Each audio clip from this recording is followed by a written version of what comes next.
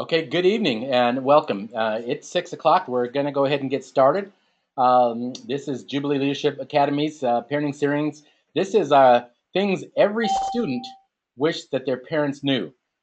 This is an extremely important topic. If any of you have ever spent any time with your son, which I'm sure you have, you probably think that you're worlds apart. You know, many years ago they came out with a great book that um, uh, men are from Mars and women are from Venus.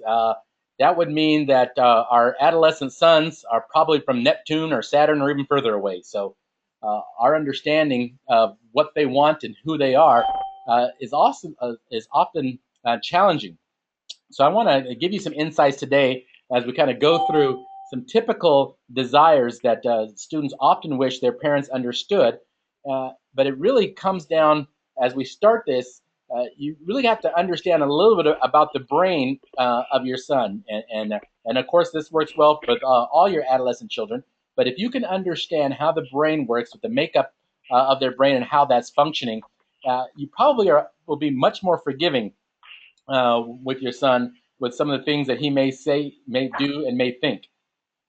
So, what I want to do is I want to describe for you just a little bit, and I'm not going to go into a lot of deep research, and it's not going to be a whole lot of theory on the brain, but just want to show some general understandings about what might be happening in our brain. As you can see on the screen, there are three major parts to the brain, and the reptilian brain is that part that really controls our the basic desires, breathing, and just all our basic desires of living and surviving comes from that reptilian brain. The midbrain, also kind of uh, called the limbic system, that takes care of our emotions and really starts to regulate our feelings. And the neocortex is that huge gray matter that we start developing complex thought and whatnot. And as you know, every brain is continuing to develop to certain periods of time before it starts to regress in that sense. But as we look at it again, the reptilian brain controls our actions, our breathing, everything that we can do, our motor functions, how we move, how we see. That's all controlled by those motor functions, and it's pretty well developed after about 5 years of age. You know how to breathe pretty instantly. Your motor skills, of course, they get a little bit better. Your fine motor skills get more developed with coordination, but your gross motor skills are already developed. You can already figure out that you can move your limbs and you can blink your eyes. You can do certain things, and that's important to understand. But as we get into that limbic system, that midbrain, it starts to regulate our emotions, what we feel, and you can clearly see this as your son was growing up. That it became very clear that he was expressing everything he knew through his feelings. As a toddler, when they're hungry, they may cry because that's a way to express how they feel is through that action. As we get a little bit older, we start developing that neocortex, and this rational thought starts to become developed, but it's not fully developed in adolescence. Here So we go. it is kind of interesting how we look at this. Uh, our teens, they go through an awkward growth spurt at some point in time. If you think about this, all of you have probably been through the terrible twos. Unfortunately, Leanne and I are going through that right now with our son Torin. He's 2.5 years old, and he is definitely experiencing his terrible twos. As a parent, you've understood that. There are books about that. And you adapt to that. You keep thinking, well, that's no big deal. He's going through the terrible twos now, but pretty soon he's going to be 3, and we won't have these same type of issues. And the reason that's occurring is there's a huge growth spurt that comes. New cognitive skills and competencies, they come in leaps and in spurts. And as you go through that in that first stage in those terrible twos, there's a lot of sparks that are happening. There's exploding neural connections that are going on, and that gray matter is getting stimulated, and they become more and more aware of everything around them. They start becoming aware that there's other people, there's other sounds out there, there's smells, there's colors, there's textures. They're becoming aware of all that, but they don't know what to do with it. They have no idea on how do I make sense of all this stuff I'm becoming aware of. Can we So start it they're trying over? to Or? act out their understanding of their thinking. So we can't really know exactly what they're thinking, but they're trying to act and they're trying to feel their way through that, and it comes out in very rebellious behaviors at times. But the truth is, if you look at a 2 year old, you're seeing it's really more exploration. They're trying to explore all the things that they're becoming more aware of. And they don't understand that we want them to do only certain things all the time. They're trying to explore all the different options. There's so much happening in their brain right that period of time. They're wanting to say, well, I need to figure this out. You're trying to tell me sit right here and only look at this, but I see other things. I see blue things. I see orange things. I see bright things. And I feel warm things. I feel cold things. They want to get out there and they want to feel all that. They want to experience that. And so their actions become labeled the terrible teens, or excuse me, the terrible twos. But what we don't realize is right around when puberty starts to peak, there's another spurt in neural connections. And that same type of, it's not as large as it was in a 2.5 year old, but it's still really firing and exploding, and more gray matter is starting to be exposed and starting to be developed. And they're becoming more aware of the world around them. And we don't label that the same way. We just think they're acting out teens. They think that they're seeking their independence. But the reality is that the neural connections, they still need to be pruned and into more efficient arrangements over that period of time.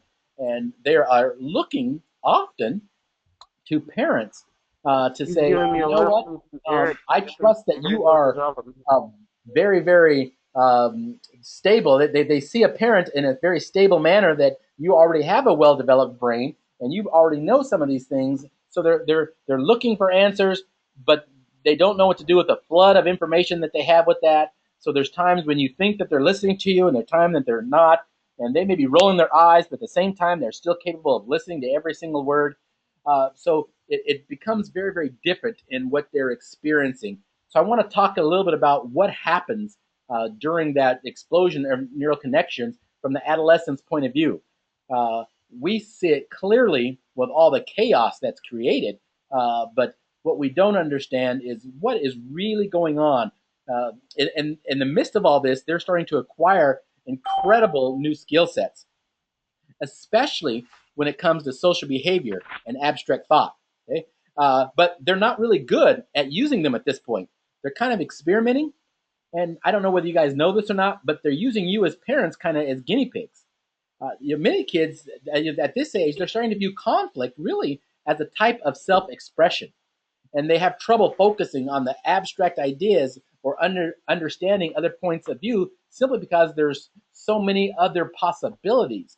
And so one point of view is more complicated for them to latch onto because they're seeing how that compares to everything else.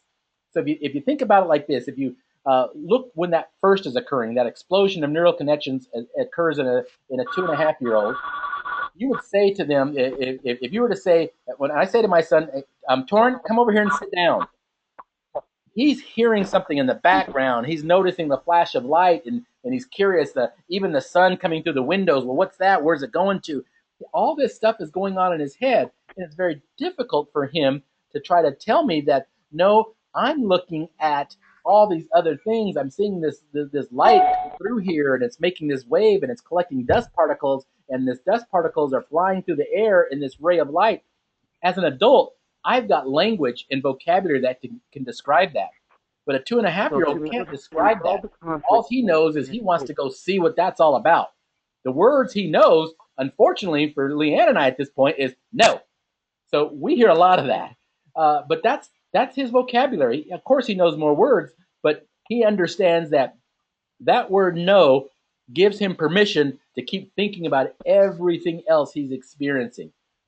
We don't often give that same courtesy to our teenage sons. They're going through a similar explosion of neural connections. They've got a little bit more vocabulary, but they still don't understand exactly how to use all these new skills that they're becoming more aware of, and all the ideas that are flashing into their head. If you think about it, almost across the board, religion's a really good way to explain it. quite often, if you are raised in a religious household, you start out thinking that it's my parents' religion and you just do as they do. You listen to everything they say. And if they tell you that you believe in God, you're like, yep, that's what I believe. And you don't have any problem understanding that. As you become more aware of everything else that exists in this world, it doesn't make sense to you in the same way that it did as a child. You're like, wow, I just believed that on faith as a child. I didn't know any better, but now I'm seeing all this other things. You're hearing other people describe the existence of things, and you're having a very, very difficult time getting it all railed in. So it's no wonder that most adolescents start to leave their parents' faith and start to leave the belief systems sometimes that their parents had set up because they're just being exposed to so much more.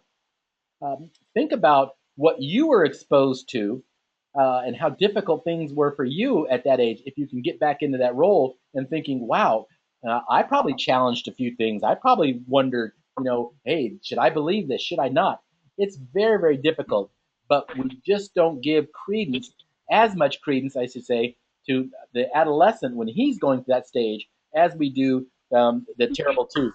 So I wish that our culture just described the terrible teens, and we use that to describe that they're just going through neurobiological changes that makes it very difficult for them to communicate with me, makes it very difficult for them to follow my instructions, to understand and accept my way of thinking, to accept my rules, my structure. It's almost impossible for them to do that completely while they're developing it.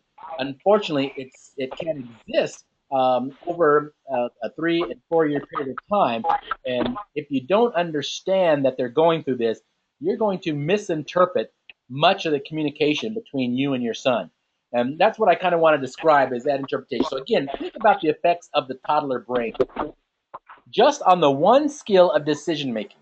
As we see they're starting to feel that there's some thoughts coming about. Their increased thinking, the stimulation and thinking is coming, but their center still, their primary focus has always been that the strong developed part of their brain really is the emotions. And so you see that quickly outweighs the thoughts in decision making. So if we take a phrase, the boy took my sandwich. For a toddler, if he realizes, hey, I had a sandwich and somebody took it, what he's going to respond to is usually with tears and or screams. That's the emotions that he's trying to solve that problem, make decisions based on what he should do about that through the mechanism he knows best, and that's by crying and screaming. That's what he knows. Uh, the thought process of what else to do has not been developed. So we don't have any problem understanding that in a toddler. But think about how that relates in the teenage brain. Okay, they also have a set of thoughts that are coming on to them. They're becoming more aware at that point in time. Again, it's not as exponential as a 2 year old, but it's still a pretty significant part of neurobiology that's being developed and sparking at that point in time. But still, their greatest center, the greatest ability, it's a little less than when it was when they were a toddler, but still, it's the most known, it's the most developed, it's the one that they go back to, and that's the one they recall. But think of it this way: the thoughts were a little larger. They're starting to expand and be aware of something new. But the thing that they're being aware of most is what they're being exposed to. As teenagers, they're much more exposed to their peers and the peer culture than they are of what's happening in the household. When they were toddlers, they're only, for the most part, they're being influenced by what's happening in the household. If they go to a large daycare center and the socialization starts to occur for them in massive doses as they're growing up, yeah, you can see some of this being developed a little more differently. But for the most part, that they have come to. If you were to ask a first grader, uh, who is it that influences you the most? It's probably going to start to be that it's going to be a pretty good toss up between the parent and the teacher, but the parent is still going to win out. Before that, it's clearly the parent, clearly mom, clearly dad. If they're in the family, that's who they're focused on. That's who's giving them all their influence, and they're readily able to follow that. as they start getting into first, second, and third grade, they're starting to be aware of a teacher, unless they're homeschooled, of course. But if they're going to a traditional public school, there's a 6 hours a day or better that they're being influenced by another adult, and a lot less time that they're being influenced by their parents. So you start seeing the teacher increase in how they're being influenced. And by the time they're in third grade, especially for males, there's a little infatuation going on with their their female teachers, because that's their influence. They're aware that there's somebody else outside of the family that's significant, that they see as someone to look up to, and they're also aware of their peers. Playing with their peers is very important at that point in time. They want to engage with their peers, but yet it's still not as significant as the lead adults in their life. So you look at the same phrase of how a teenager, as he starts to look at that, teachers and adults are not significant in their life. Peers are in their life much more than teachers and parents. The peer culture is part of their life. They're watching television shows about other teenagers. They're watching music videos that have other teenagers. They're most of their life is now being influenced by their peer group. So the statement, the phrase, if for an adolescent, the boy took my sandwich, it's not going to be met with tears and screams. The action is exactly the same, but their new awareness causes a different action. It's going to be met with anger and alienation. They're going to be upset with this person because hey, they're not part of my peer group anymore. You did something that I didn't like, and so they'll start to alienate that person. And unfortunately, they start to rally their peer group against that boy who took their sandwich, and they go to their peer group and say, we don't like that guy. He's a loser. And you see all the bullying and things that start to take place now, because that's how their decisions are made. It's based on still their emotions, but their new skill set, their new thoughts are telling them that there's more than just me, and really it's my peer group, and this person who took a sandwich, they're not in my peer group anymore. So I got to get my peer group to alienate them and really start to say, wow, this guy is no good. He took my sandwich. I can't believe it. I can't let somebody do that. This is the worst thing in the world. Okay. So, and that makes sense to us when we're seeing it from the context of, oh, wow, when I'm looking at my son and I see how influential his peer group is, no wonder he does the things he does. It's his peer group is much more influential because he's still thinking about what feels good to me. What feels good is having people around me that think the way I do, and all those people who think the way he does are other adolescents that are challenging authority now and seeing a different world and saying, all these rules we grew up with, are they really the right rules? Everything our parents used to tell us, they used to say, look both ways before crossing the street. I've not looked both ways one time, and I crossed the street, and I was just fine. So maybe there's other rules out there that my parents told me that really aren't the truth. They told me if I watched the TV too close that I'd go blind. And I did that a couple times, and I didn't go blind. So maybe what they say is just not worthy of being listened to. And everything they want to hear is, well, my friend said this once. And we experience that at Jubilee quite a bit. They say, hey, Mr. Rick, I heard that this was the case. And I said, well, who'd you hear that from? If they say, well, a student told me, I said, well, stop right there. If you heard it from another student, chances are it may not be as valid as if you heard it from a staff member. Now, if you heard it from a staff member, I'm much more likely to believe that it really could be legitimate, because they don't really care about staff. They don't care about other adults as much as they do their peer group. Even peer groups who they know are antisocial, peer groups that they know are dysfunctional, it's still much more influential because that's part of their new thinking. It's like, I can't trust the people who gave my old information. I've got to trust the people who are giving me my new information, and this happens to be my peer group. A very emotional response, but their thoughts are at least increasing. So walk with me to the adult brain. In the adult brain, that gray matter is much more developed, and so thoughts come in and they feel they're very balanced out by our emotions. We have the absolute ability to stay focused on both things. We have just as much ability to think about new thoughts, new skill sets as we do to feel new things. What we don't do as well as adults at some stage is we, we don't make decisions always from the same source. Uh, if we notice that our emotions, when I act emotionally to some decisions and it's been effective, sometimes we can stay stuck there. But we are much easier to redirect by changing our way of thinking than we are of changing our way of feeling.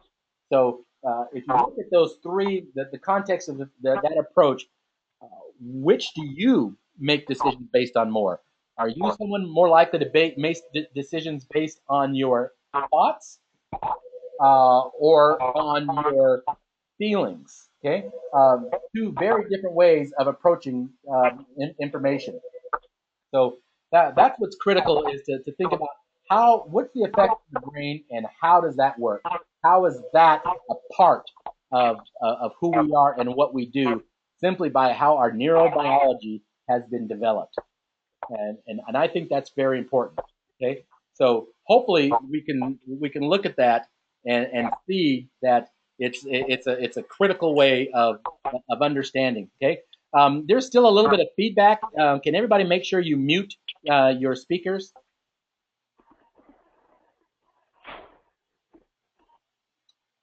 And I apologize. I shut off my chat portion, and so I didn't read some of the messages. But I thank you. My chat now is open, so continue to send me messages. I'll try to answer those questions as we go along. Okay. So thank you for muting all that, and we'll go ahead and go forward. Okay. Mr. Neely, can you mute your mic? We're still getting some feedback from Willie Neely. If you're on a phone, if you've got a mute button on your phone, that would help immensely. Okay.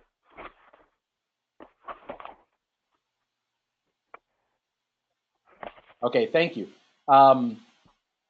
So as we think about how our brains are affected and what that looks like for us, I think we will be able to see that our adolescents really are understanding things completely different, and that's very important for us to see. Okay, so let me take a look at this next point of our phrase now. From the adult point of view, the boy took my sandwich. Think about how you would if you were eating a sandwich and a boy came up and took your sandwich. How would you think about that? Okay? Chances are you would be curious because you're thinking, well, first of all, wow, why did this kid come eat my sandwich? What's wrong with him? There's something going on. And you start having a little compassion. Wow, maybe he's just really hungry. Uh, I'm glad he took it. I guess I would have given it to him. That's really odd that he was so hungry that he had to come up and take my sandwich. See, that's much more clearly a way an adult would be thinking about that because they're engaging in the thought process.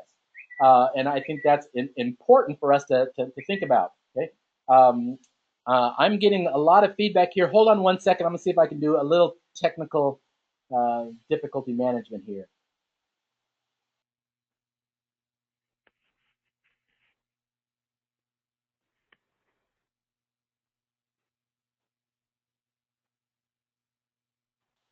Okay, I hope this is a little better. It may be our internet connection here at the office is a little weak.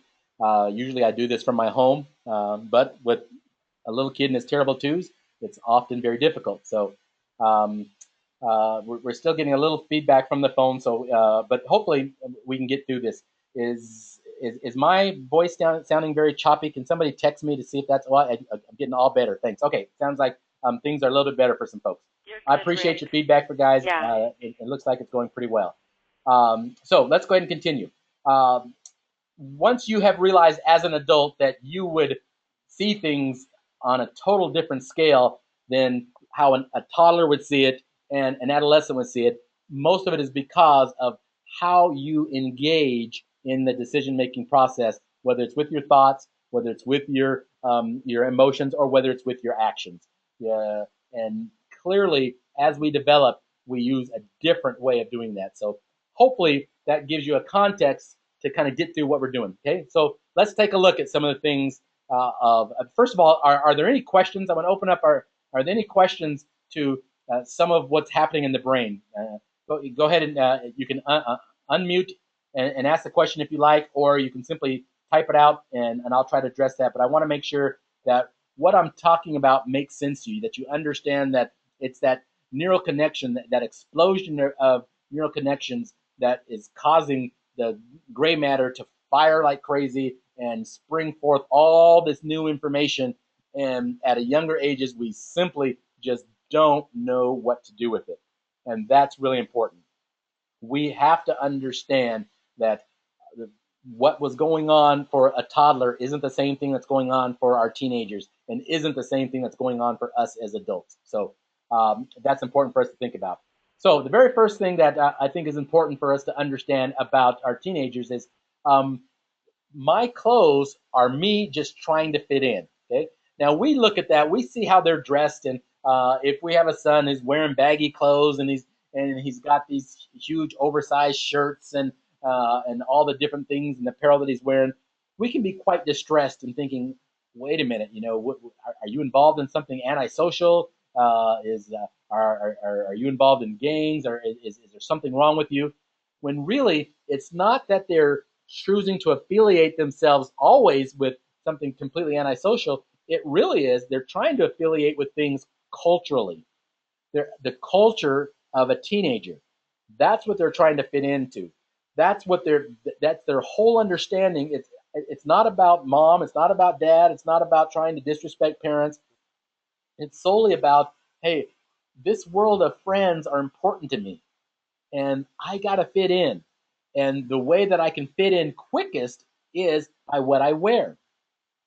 We can't change all the other things about us that we struggle with as puberty starts to come in and our feet are too big, or our nose is too big, and all the awkward motions that we do and things. That's very difficult for us. So what we do is try to fit in externally. Primarily for boys, it's through the dress. Unfortunately, with females, you'll probably see that sometimes even in their makeup. It's that external appearance that needs to be to fit in and to try to make work. Okay? I have a question that says, what is the average age that the neural brain in teenagers starts to calm down? What I would say is usually around 19. And the reason why I say 19 is culturally some things happen at 18.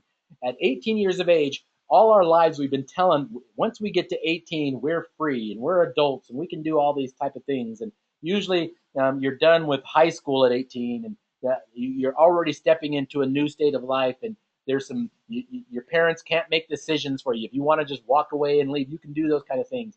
So our culture is really set in at that point to really start gearing towards me becoming independent with the skill set that I have. So they're starting to mellow a little bit with the firing of the brain. They're not making as many connections as they had been before, but yet, unfortunately, they still don't have the skills to work with everything that has been developed.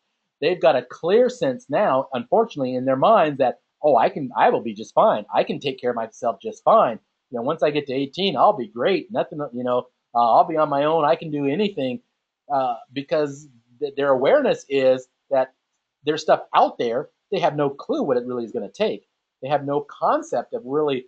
If you ask them, well, what job are you going to have and how much money you're going to make, they'll shoot out something. They have no idea how much that works per year and what that is going to take in terms of the cost of living in the area that I'm in. No concept of that. But in their mind, they really do believe that I'll be just fine. Everything my parents tell me about that, they almost have an inability to understand that. But yet, as parents, we think, now I really got to tell you all this stuff because you're going to get exposed to it. And they are if they go out on their own. But they're really not listened. They're not programmed to listen. Uh, it's tough, but that really is how it works. Where they're just not programmed to take a lot of influence from their parents at that point in time. That's one of the reasons why we try to involve a very key individuals. If you remember our last month's discussion, we had the little square that talked about if you have if your relationship is high, but the task is low. If your relationship is low and the task is high, we say find somebody else to intervene, and somebody that they'll go that can influence them a little bit, because a parent cannot. It's very challenging. It's very difficult for our staff to do that. That's one of the benefits I have with building some of the relationships I can with your son, is that I'm not seen as the day-to-day staff member that our other staff are. They're seen as the parent by now, and so they at times they get tuned out. They're not even listened to, but I'm still kind of a fresh voice for them. They don't hear me all the time, and I can still be a little bit more objective in their mind than their parents can. But they certainly will start to mellow a little bit. But your influence on them is not increasing at all, and it is unfortunate, but that is how it works. Um, we also had some questions that were emailed online. Um, what does my son wish I knew about sex? Okay. Um, Let me get to that in just a minute, but that's a great question. I want to make sure that I address that. Okay? So think about clothing, and think about them trying to fit in, and try to understand them from the context of, is this a battle I'm willing to fight? Is their health being jeopardized by what they're wearing? Now that's a reality, especially for young girls. They really could be at risk by some of the things they wear. So certainly a parent needs to jump in when that's the case. But if that's not the case, if their health and safety is not being jeopardized by what they're wearing, and it really is just, maybe it's the parent's image maybe being damaged by what their son is wearing, I'm going to ask you to kind of swallow your pride there and say, my son is just needs to fit in. I can say all I want about, well, I don't want them to be influenced by this peer group or that peer group. Now I'm talking about peer culture in general for teenagers. They want to dress an appropriate teenage culture because that's who they are. Asking them to do otherwise is very, very challenging. We understand that here at Jubilee because we ask them to wear uniforms. But the good thing about that is, so does the rest of the peer culture here. So after a while, it's a no-brainer. They don't really care because everybody does that here. But as soon as they start going on activities outside, that's when we realize, okay, they want to fit in. So we have them work for that. We understand if that's what you want, if that's important to you, get to a right level, have the clothes that you want that's still respectable, and feel free to wear that when we're off campus, because we understand that this is what you need, and this is how that you want to fit in with your peer culture. Okay. Um, there's a question online that says, when the kid is silent and moody, what does what is he really, or what is he trying to say, and what should you do with that? And I guess what I'm thinking of, I'll address that too when I start talking about privacy, because what is seen as being moody really can be just them trying to reflect on all that stuff that's going on, and they need some time to reflect on everything that's going on. They're trying to shut down, everything's firing away, and all this new stimuli is coming, and you're asking them to do something pretty structured. Sometimes they need to just sit back and look at all the possibilities for a second, and then figure out for themselves, well, what do they want to do about all this information? So a lot of that's what you see in moodiness, but it's important to realize that there is some time that's really beneficial and sometimes that's not. And I'll address that as we go down in a few more questions. Okay. Um, One of the other things that they really would like to know is, privacy doesn't mean deception. Okay, when they're trying, if you think about, I talked to many of you before spring or before our Christmas break, and we talked a little bit about uh, uh, whether you should be involved in monitoring their Facebook and all those things. And I said absolutely, because there is a very big difference between privacy and secrecy.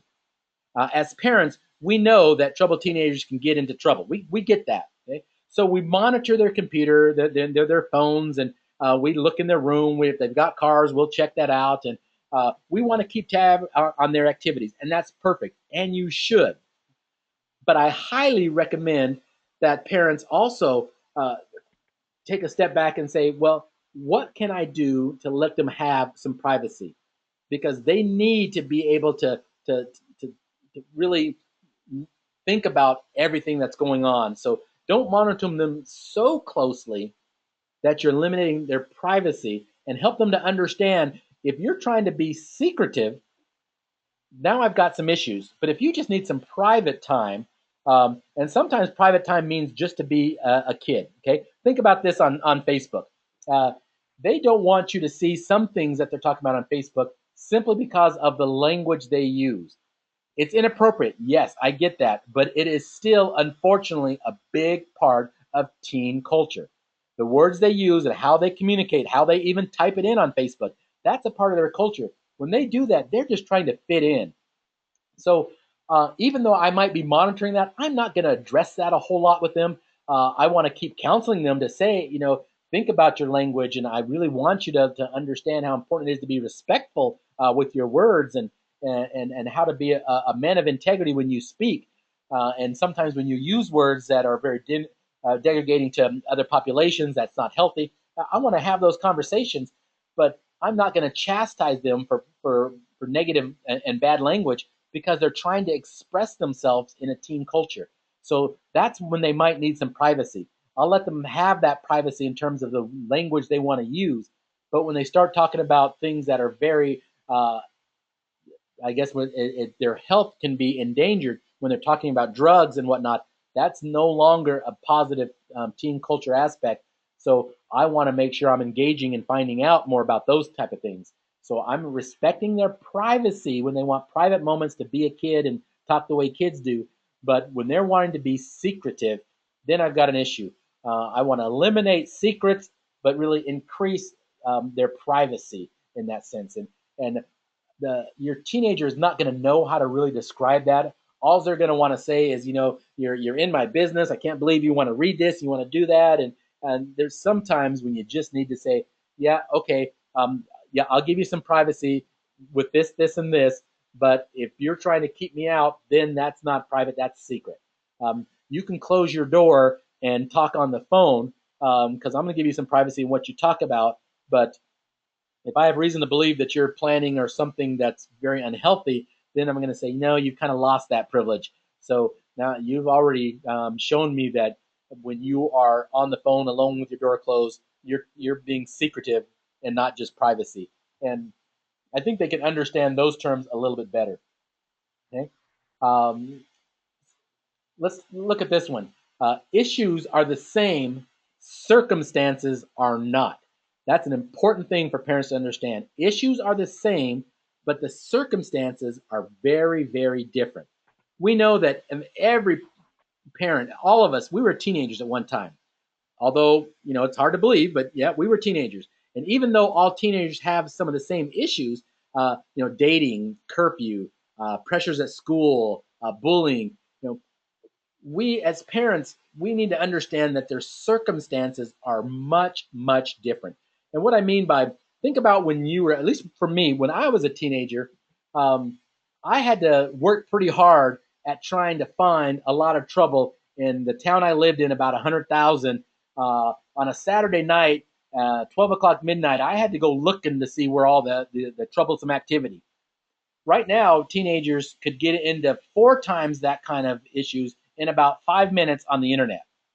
So their access to trouble, their access to all kinds of issues that can be extremely unhealthy to them, it's better than ever before. What they are aware of, what they know about things is far more advanced than when we were teenagers. So that changes the circumstances. Yes, dating is a little different. There was a question about sex and what they want you to know. What they want you to know that there's 2 aspects of sexuality that's different than when we were a teenager. Yes, we all are still emotional beings. We still have that emotional center. They're still acting on theirs a little more than we are. But that burst of neuroconnectivity also is a burst of hormones. That's what puberty is all about. And so they're getting more interested and more, they need to be stimulated physically. And that's part of their development. And so they're very curious about how to do that. And it's more satisfying that curiosity at one stage. And then it kind of melds into, now I'm satisfying that self gratification. Masturbation becomes a real big issue for teens because they're trying to figure out, I want to be stimulated, Sex isn't an option for whatever reason, and so these are my options. And it really comes down from the clarity of thinking. If they were thinking that not everything in life is there to stimulate you, but they don't get that. They are functioning from the world that, yes, you think about when they're coming from a toddler, everything in their whole world was about their own gratification and stimulation. As they're teenagers, they're starting to become a little bit more aware of some things that aren't really about their stimulation, but very, very few things. Uh, they'll say, well, I don't like church because it's boring. The reality is they're truly telling you, I don't like church because it doesn't turn me on. I'm not stimulated by that. I don't like school because it's boring. But they're saying, I don't like school because it doesn't turn me on. It doesn't stimulate me. I like my peer group because they turn me on. They stimulate me. Unfortunately, it could be because of drugs. It could be because of their behavior. Risk-taking behavior is really adolescents' way of just trying to stimulate themselves, trying to say, I need an edge. I need to to satisfy all this stuff that's happening with me. And so they engage in those type of behaviors. And it really is, in my opinion, it's a response to their neurobiology. They're trying to say, I need to be stimulated because my mind, will, and emotions are telling me that there's other ways that I can get turned on now. It's not by just eating. It's not by just getting warm, like I did when I was a kid or when I was a toddler. I can get turned on by a lot of different things, and so uh, that's something they're trying to understand. And uh, one of the questions online was dealing with what do they want us to know about their hopes and their dreams and their fears. It's very similar to what you hope for and what you dream for and what you fear, but unfortunately it's based around what turns me on, and how can I be stimulated from something. I fear things that won't turn me on. I things that, if it hurts me, it clearly isn't going to feel good. And so my fear are basically things that are shutting me down, and harming me, my loss of control of my physical ability to feel good. Okay, let's think about that way. Our fears, as an adult, you've got more expanded thinking. Your neural connections are well developed, and you can say, well, what I'm afraid of is not being stable, the stability, not having a job. I know that I need money in order to get things that I need. Um, but for an adolescent who's never had to stress about those kind of things very much, they're not thinking about that. They're concerned about the things that physically will hurt me and make me feel bad. That's what their fears are, and their hopes are to find things that stimulate them. They want to be happy, and you'll hear discussions over and over with them. What do you want? I want to do things that make me happy. That's certainly a sign that's saying I need to do things that make me feel good. I need to be stimulated.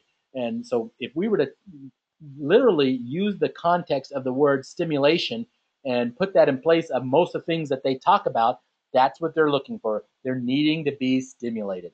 Uh, Video games. They don't like the video game once they've conquered it, once it's the same old, because at first it was stimulating them. Their senses were being fired. I like the sounds. I like the feel of what's going on. I like all that.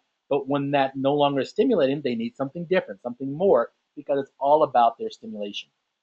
So that's important for us to recognize that their ability to get stimulated is much different than ours was back in our day. They can do that in hundreds of ways that we never would have had access to. And unfortunately, they can do that in the privacy of their own home on their computer in their room. We could have never done that when we were teenagers. We actually had to get out of our house and do something to be stimulated. They can have all kinds of stimulation. Millions of parts of stimulation can happen simply in the few clicks of a mouse button. So everything that technology brings, we have to take the good with the bad because they're looking to be stimulated. There's a reason why pornography is on the increase. It's not that the desire for pornography hasn't increased, the accessibility to it. As a teenager, the big thing was, can we find a little nudie magazine and hide it in our room? Don't. That's a completely different issue these days. You can find that in a few clicks on the mouse without paying any subscription, unfortunately. So their circumstances are very, very difficult. Please don't misunderstand that, hey, I was a teenager. I understand what you're going through. You really, unfortunately, we really don't understand it. Think about pressures to school. Uh, the pressures that they have in school today are nothing like we had. Sure, it was important that you got an education and you went to college, but there's many of us that we had friends that graduated from high school and have great jobs, dropped out of college, have wonderful jobs. The world is changing. There are more college graduates that are unemployed than ever before. It's a total different world in terms of what are you going to do to be able to be employed. Those stressors are drastically different than what we experienced. And if we think about what our parents experienced, it was even more drastic than what we experienced. So we have to understand that our circumstances are continually changing, and it is not, even though we say, well, hey, I was your age too, I get that. We don't really get it. And they need to understand that we don't get it. And it's okay to say, I don't get it. Please explain it to me. Okay. And when they explain it to you, don't assess their information from an adult's point of view. Assess it from a teenager's point of view. Understand that although that they maybe have a lot of really crazy ideas, couched inside there, they may have a really, really on point idea, and you may dismiss it because of all the other things that are going on. We really have to take time to listen to them, find out what's happening, what are you trying to say, get past how they're saying it, and some of the other things they add to it to say, could there be any validity to any of this? Um, One of the reasons I'm able to get a fair amount of respect from some of the teens we have here is that I really I'm interested in what they're saying because I'm trying to find out which point might be relevant and might be factual. So I'm very, very curious. I think it's kind of a game for me and thinking, well, they're going to tell me about 50 things. One of them might be real factual. I've got to listen through it all to figure out which one it is. So to them, I'm sure I probably appear very attentive and very willing to hear them out and understand them. But really, I'm just kind of curious of, well, which one of these is probably something I really, really need to be thinking about because they may have some insights that I don't have because I know that they've got fresh thinking to things. They're seeing things in a very fresh and new way that I may really be able to use if I can just sit there and get through all the other things. So I can use the fact that their circumstances are a lot different by asking them and really helping them to be able to talk through what's going on in their head. Okay, so that's an important thing for me to think about with you is don't get caught up in thinking things are the same. One of the other things that are issues is they need for you to understand that social rejection is actually literally painful. Okay, many parents do not understand why we care so much about why adolescents care so much about their friends and what their friends think. Okay? There's researchers from UCLA that discovered that social rejection actually registers as bodily injuries in the brain. It's the exact same thing that you are feeling if someone were to literally cut you with the knife. That's the feeling that they get. That's how their brain is registering social rejection. It is literally pain. There's a not much of a difference between somebody punching them and somebody calling them a name because it hurts just the same. And unfortunately, I don't think we often as adults really take a look at how painful social rejection really is. Um, the there's Most adolescents will tell you that their friends are much more important than their parents. That should tell you right away that rejection from that peer group is pretty intense. That is severe. If you looked at the obsession that they have with their friends and what their friends think, uh, and think about removing them from that peer group, the physical pain that they're going through is very equivalent to maybe I've never had a child. I don't know how intense that pain is, but I can only imagine the intensity. All of us males out there that have never gone through childbirth. Well, I guess I can say I don't know how many of you women have been experienced it from our side what it's like to be riding a bike when the chain slips. I mean, that can be pretty painful too. So, we get what physical pain is all about. So it's a hard one to swallow. But when kids hit, really, it's about age 11, and they begin to start spending more time with their friends than with their parents, and the influence is greatly increased. And think about it is paining them. It is a struggle. It is physical pain to separate them from those influences. So I really think it's important to check in with them, and when you've noticed that there's a relationship that's been damaged somewhere, uh, try to check in to say, hey, what's going on? It may not seem, they'll find other ways to mask it. Unfortunately, they medicate their way out of a lot of that pain, but the reality is they're struggling. It's hard. They're not seeing it the same way that we're seeing it. We're just like, hey, it's a friend. Get over it. It's just a girl. There's plenty more fish in the sea. We've got all this lovely advice, but we don't understand that, I've been violated. I've been damaged. This hurts. So if we can look at what's really happening in their brain when they're being rejected socially, I think we might be a little bit more sensitive to what's going on. So if you look at the aspect of what hurts you and what hurts them, their fear of alienation, their loss of control of esteem is a huge, huge issue for them. It's a significant fear, and defensiveness will come around that because they're trying to protect themselves from that pain. They don't want to feel that pain again, so they're quick to be loyal and really quick to be defensive when you are making any comments about their peer group, because that's the group that really is bringing them significant joy and keeping them from experiencing pain. Okay, I want to take a couple seconds to address some questions online. One of the questions is, um, do I think it's easier for me because I don't have to be emotionally involved? Uh, you know, I think it's right. As an adult, me as a staff member, I can separate myself from the counseling point of view. We call it rational attachment. I can rationally detach, but what's helpful for you to know is you can too. You just often don't choose to. It's quite often, if you think about when your son really is pushing your buttons, you start acting in ways that most people would look at and saying, "Well, that's pretty juvenile." Really, because it is. They're invoking your teenager. They're invoking your emotions when it really isn't an emotional decision. It's really not your emotional involvement in your son. It's really your own pain and your own fear that's being invoked. So uh, it may, yeah, it's much easier to say, but our your emotional attachment to your son is uh, registers to you in a different way than his emotional attachment to you and my emotional attachment to your son.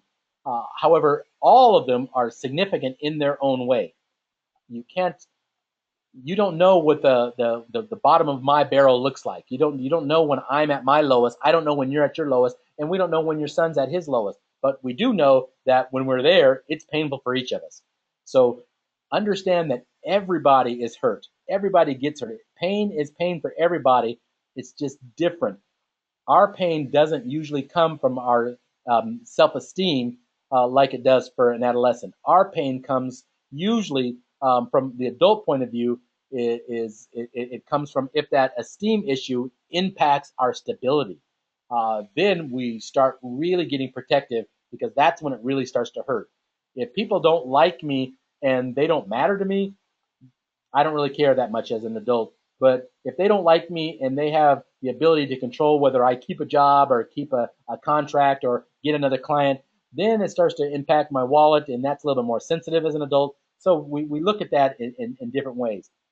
Uh, it's very significant for us to understand what pain is and how that is registered.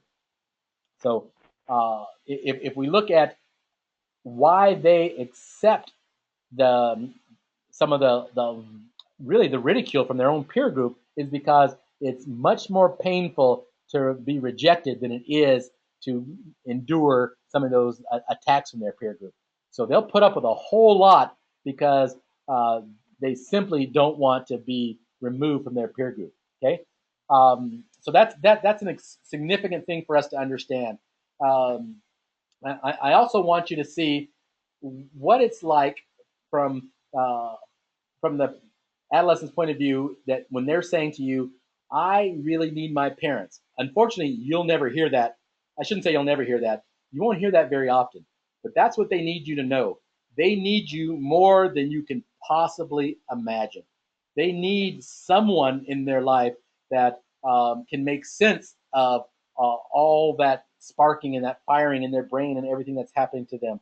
They're counting on somebody in their life that uh, can be a sense of reason, that can be calming effect, that when things are starting to spiral out of control and sparks are starting to happen and emotions are starting to get raised, they need somebody that can just step back and say, it's okay. We don't have to go there at this point in time. They really, really need you. They need you to protect them from the pains that they are experiencing. And we talked about what pains they're experiencing, but think about who is out there to protect them. Their peer group is going through the same thing they are. They're struggling with the exact same thing. They're not there to protect them. But guess what? They think their friends are. They think their friends are their shield, their protector. They're so loyal. They'll go through anything with me, but they won't. They're struggling with the exact same thing. They need a parent. They need someone that can see it from a different aspect. And I think that that emotional involvement helps you to stay in it. And that's when it becomes very, very good. You are staying in it regardless of how badly your son treats you. And that's a good thing because he needs you. He needs you to be able to put up with it all. He needs you to be able to endure everything, the constant verbal attacks and the physical attacks, even. He needs you to be able to put up with that because if you don't, then who will? One of the best decisions that I definitely can say that you have made is by giving someone else a chance to work through some of these issues with your son.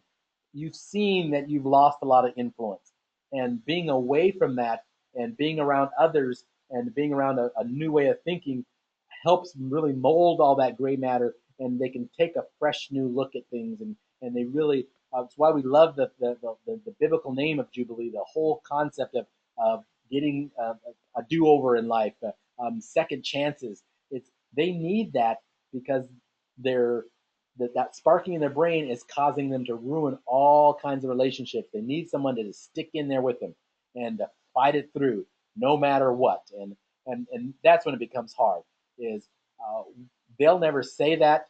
Very seldomly do they say that, but you have to understand that they absolutely know that they need you. And if you tell them that, they'll deny it like crazy, but they need you.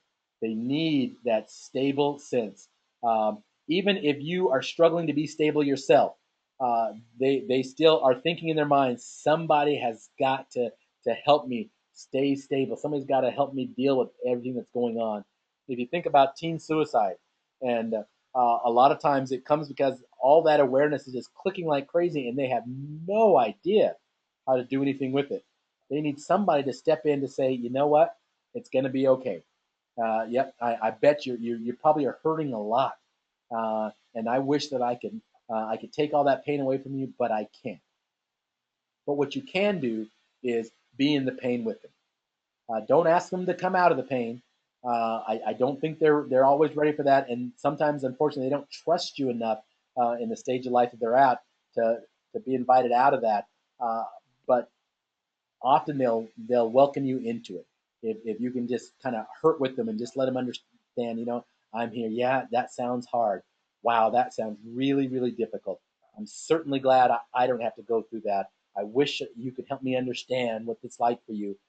Those are the kind of things that they need to hear from you. Is they need to know that somebody is going to be with them in their pain. Their friends will tell them that because that's what friends do, but emotionally and neurobiologically, their friends can't be there for them. They simply can't. Okay, so I want to tie this together in the last couple minutes. A couple of weeks ago, we talked about moral development and moral reasoning, and I really need you to understand how important all this works together. Their moral reasoning and their moral development can only go as far as their neurobiology biology will allow them. They they can't really accomplish some of the expectations we'd like for them at times. Um, we want them to do good. We want them to do right. Sometimes they just physically can't because of all the struggle that's going on in their brain. And we just need to be able to understand that.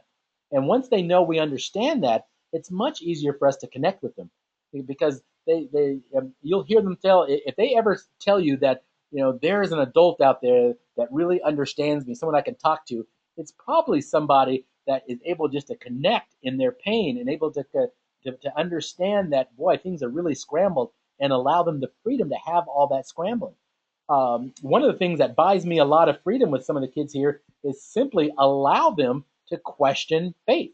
They come and say, well, I don't believe all that. And instead of saying, well, you need to, and here's what the Bible says, and all those great answers, I always tell them, well, I was in that same boat, and I struggle with that sometimes too, and it's okay to question that. And where are you looking at for answers, and just kind of encourage them. Well, it's good, hopefully you're seeking at least the truth. You're trying to find out what's out there and what you might believe in, because it's just a really poor time in their life to always tell them what they should believe in.